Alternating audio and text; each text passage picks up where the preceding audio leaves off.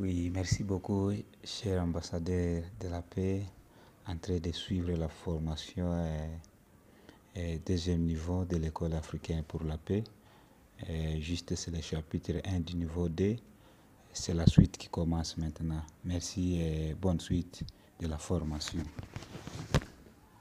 Le 12e point, se connaître, se comprendre et se confier. Il y a 3 ingrédients pour la réussite du mariage: l'amour, la confiance et la fidélité. Chacun doit chercher le bien-être de l'autre, car dans le bonheur de l'un, il y a le bonheur de l'autre. Lorsque vous êtes conjugué, vous attaquez votre femme et votre mari, vous vous attaquez vous-même. Lorsque l'un de vous n'est pas dans la joie, l'autre ne peut pas être dans la joie. Même si vous faites semblant, il n'y aura pas de joie. Dieu a voulu que ça soit ici.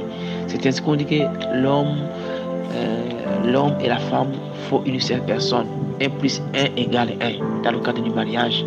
C'est-à-dire que lorsque l'autre est atteint, même si vous faites semblant, vous êtes immédiatement atteint. Même si vous faites ce que j'appelle orgueil masculin pour dire que je n'ai pas de problème, le matin vous commencez à marcher, vous commencez à bouger vos clés de vos véhicules, de vos maisons, immédiatement, si votre femme ou votre mari n'est pas dans la joie, vous êtes immédiatement atteint. Le 13e point, le mariage est une école. Le mariage est l'union de 2 personnes donc imparfaites, déterminées à réussir ensemble, malgré les hauts et les bas. On ne jette pas l'éponge dans le mariage. C'est une fascinante aventure dans le méandre de la vie. C'est un mélange de plaisir et de difficulté. Un endroit d'y donner et d'y recevoir. On est enseignant et on est élève. On doit pardonner et être prêt à demander pardon. Voilà ce qui se passe dans le mariage. L'union de 2 personnes imparfaites déterminées à réussir ensemble. Chacun doit reconnaître les défauts. Il y a des moments, j'arrive, lorsque je vois que j'ai fait quelque chose qui n'est pas bien, j'arrive devant ma femme, je lui demande s'il te plaît, pardonnez-moi. Et également, lorsque je vois qu'il y a un petit problème, s'il te plaît, pardonnez-moi. Donc, c'est un endroit où on doit demander et recevoir pardon. Souvent, les hommes sont orgueilleux, ne demandent pas de pardon à les femmes, c'est pas normal. Lorsque vous savez que vous avez fait quelque chose qui n'est pas bien à votre femme, vous devez lui demander pardon, vice-versa. On doit demander pardon. C'est très important. Le 14e point, la mission de l'époux. L'homme doit aimer malgré les blessures intérieures vécues. Comme je vous ai dit, lorsque l'homme a vécu le rejet, parfois il n'a pas l'affection, mais l'homme doit savoir qu'il a le devoir d'aimer. C'est lui qui pourvoit pour le bien-être de la famille, il veille à sa sécurité et à son épanouissement. Il est le chef du foyer et le responsable de la discipline. Voici ce que l'homme doit faire. Il doit, même s'il a vécu les blessures intérieures, comme vous êtes ambassadeur de la paix, vous devez savoir que votre premier rôle, vous allez aimer votre femme. Et souvent, lorsque l'homme commence à beaucoup aimer sa femme, immédiatement la femme commence à se soumettre. Dieu a voulu que ça soit ici. La femme a toujours besoin de l'affection. Souvent, il y a des moments où nous marchons dans la rue, ma femme a besoin que je lui tienne par la main, ma femme a besoin que je mette la main sur son épaule, ma femme a besoin que je lui dise des paroles, même en public. Et lorsque je suis partout, je marche avec elle. Et c'est ça la femme. Et lorsque la femme reçoit cette affection, immédiatement, elle va se soumettre à son mari. Le 15e point, la mission de l'épouse. La femme doit accepter l'affection et la tendresse de son mari, que son mari lui offre. Elle doit se soumettre, être la compagne fidèle de son mari. Elle est l'âme du foyer et elle a l'obligation de nourrir, de garder et de former les enfants avec joie pour éviter les blessures intérieures. Voici la femme. Acceptez l'affection de votre mari. Montrez la tendresse à votre mari. Si votre mari a avec les blessures intérieures, en même temps vous êtes sa femme, vous êtes comme sa maman, vous lui montrez toute l'affection qu'il faut. Comme ma femme, elle sait que j'ai vécu des moments difficiles. Parfois donc, les femmes ont reçu cette capacité donc, elle peut dans la capacité d'être mère, cette tendresse qui peut permettre que lorsqu'elle est aimée, elle peut jouer le rôle comme de mère et d'époux pour essayer de combler également le vide de son mari. Le 16e point, la gestion des enfants des conjoints. Pardon, la gestion des parents des conjoints. Le 16e point, la gestion des parents des conjoints. L'homme doit beaucoup s'occuper de la famille de sa femme. Et la femme s'occuper de la famille de son mari, afin que les familles ne détruisent pas les foyers. Pourquoi je le dis?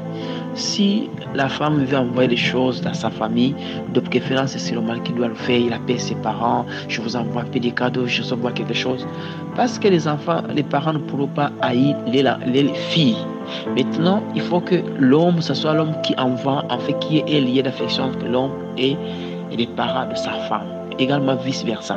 Si l'homme veut envoyer des choses au niveau de sa famille, c'est la femme qui va commencer à envoyer. Parce que les parents ne pourront jamais haïr leur enfant qui est votre mari.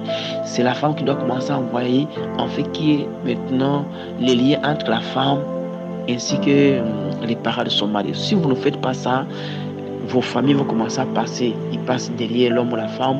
Ils vont dire à la femme, le mari n'est pas quelqu'un de ta famille. Il ne faut pas lui montrer tout. Il faut commencer à lui voler. Voilà. Et les familles vont commencer à détruire. Également, on va dire à l'homme, la femme n'est pas quelqu'un de ta famille. Il ne faut pas lui montrer ton argent. Il faut lui cacher tout. Toutes ces choses, ce que vous les faites immédiatement, ça ne prépare à la destruction du foyer. Ce qui fait que beaucoup de foyers sont détruits déjà à partir des parents, des paroles qu'ils ont déjà entendues avant de quitter même les familles pour entrer dans le mariage. Le 17e point, le mariage est comme un véhicule. Donc le mariage est comme un véhicule qui embarque pour un long voyage. Au départ, tout va bien. Tout va bien comme dans un véhicule. Et soudain, il signale une panne. Lorsque le véhicule signale une panne, on doit faire quoi? On doit s'arrêter pour la réparation, ou bien entre au garage, et puis on continue le voyage.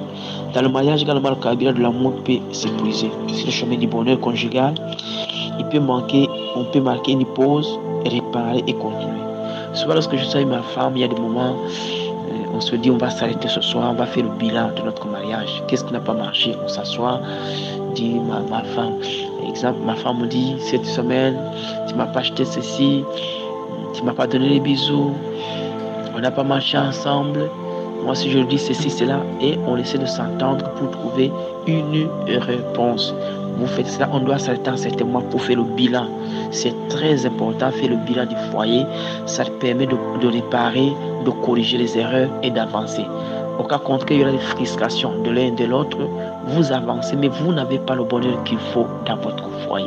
Vous n'avez pas le bonheur qu'il faut dans votre mariage. Pour pouvoir avoir des véhicules, pour avoir des maisons faites que des ministres, tu peux être grand directeur avec des millions d'argent, mais vous manquez le bonheur et la joie dans le mariage, tout simplement parce qu'il y a des frustrations et des blessures intérieures qui n'ont pas été guéries. Le 18e point, ajustement des tempéraments. Chaque conjoint doit mourir en soi et doit s'aimer pour récolter. Chacun doit connaître ses faiblesses, améliorer son caractère. C'est très important.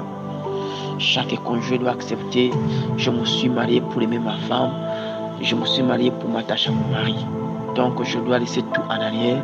Je m'attache à celui que j'ai aimé, celui à qui vous avez fait des poèmes avant le mariage, celui à qui vous disiez que sans toi je ne suis rien, celui que vous disiez que vraiment sans toi je suis comme un oiseau perdu dans le désert, les poèmes que vous fassiez avant le mariage, les insomnies que vous fassiez avant le mariage. Mais comment vous pouvez vous marier, vous abandonner cette personne? Moi, ça me fait mal lorsque je vois un homme ou une femme qui va abandonner son conjoint dans le cadre du mariage. Ça choque le cœur. Il peut y avoir des problèmes, mais asseyez-vous, retrouvez-vous, regardez-vous dans les yeux, comme vous avez fait ça avant votre mariage, et puis cherchez à réparer pour retrouver le bonheur. Et je sais qu'après ce coup, beaucoup de mariages vont naître, quelque chose de spécial va se faire dans votre foyer. Le 19e point, la complémentarité. Les conjoints, loin d'être des opposants, doivent se compléter. Ils sont différents pour se soutenir et non pas pour se bagarrer et faire du foyer intérêt de catch. Donc c'est ça. Les conjoints, vous n'êtes pas des opposants. Vous pouvez être que différents, mais la différence, c'est pour vous compléter. La différence, c'est pour souder votre foyer. Donc, ne dites pas comme on est différent, nous allons nous séparer, loin de là. Loin de là, cherchez de faire votre différence une force qui va marquer votre mariage au milieu des autres. Le 20e et dernier point, la tolérance. Nul n'est parfait pour vous les conjoints. Nos différences sont un atout. Votre conjoint vous complète et vous rend efficace. Vous devez l'aider à devenir le meilleur. Il a des défauts, mais il a des qualités. Maintenant, c'est ça, là où il y a le problème. Vous savez que les hommes, nous sommes, je peux appeler, peut-être que c'est la méchanceté au niveau des hommes, tu peux trouver quelqu'un à qui on a rendu 99 services, mais le jour qu'il y aura un petit défaut, un seul seulement défaut, il va oublier. On ne peut pas oublier. Dans le mariage, votre femme, votre mari, il peut avoir les défauts, mais n'oubliez pas les qualités également. Ne regardez pas un seul défaut, oubliez maintenant les 99 qualités que vous avez aimées avant de l'aimer. C'est ça. Une fois, pour t'aimer, j'ai trouvé un enfant qui me disait qu'il a vécu dans une famille pendant 6 ans depuis la terminale. Maintenant, il paraît que l'homme, le tuteur, avait parlé durement contre ce jeune homme qui vient de trouver un travail. Il m'a dit qu'il va quitter cette maison le lendemain. Moi, je lui ai dit non, c'est pas normal. C'est ça la méchanceté humaine. Je lui ai parlé avec des paroles dures. Il a commencé à pleurer. Je lui ai dit, n'oublie pas quand même que dans cette maison, tu as fait 6 ans. Tu es arrivé sans rien. Tu as mangé les pains. Tu as mangé la nourriture. On t'a pris comme un enfant. Comment seulement un seul défaut peut te faire quitter une telle famille, comme on m'a parlé du, comment j'ai trouvé du travail. Je lui ai dit, ça c'est la méchanceté. Tu ne peux pas faire des choses pareilles. Tu dois attendre. Le jour qu'il n'y aura pas de problème, si tu veux quitter, tu vas dire merci à ceux qui t'ont reçu. J'ai vécu chez vous pendant 6 ans. Vous m'avez fait manger. Vous avez pris soin de moi. Maintenant, je vais quitter dans la joie. Non pas à quitter avec un problème alors qu'il y a une famille qui t'a pris en charge pendant ce moment. C'est également ce qui se passe dans le foyer. Même si votre conjoint a un défaut, des défauts, n'oubliez pas les qualités. C'est à vous de travailler pour que les défauts puissent partir. Le but de ce chapitre, nous voulons que les mariages puissent renaître. Il y a des mariages qui ont été détruits. Il y a des mariages qui n'existent plus. Il y a les hommes et les femmes qui ne se retrouvent que sur le lit conjugal. Mais le mariage n'existe pas. J'ai donné un devoir à des couples pendant que je donnais les formations. Et puis, dès que l'homme a parlé ses défauts à sa femme, je vous avais dit de céder les vérités. Et la femme également a parlé à l'homme. L'homme a dit à sa femme, moi je sortais avec d'autres femmes. Et la femme a dit, s'il te plaît, tellement que tu sortais tous les jours, je suis sorti avec ton mari et avec ton chauffeur. Dès qu'il a fini de parler, l'homme est tombé par terre, il a commencé à crier, il a commencé à hurler, il a commencé à dire, ce n'est pas possible.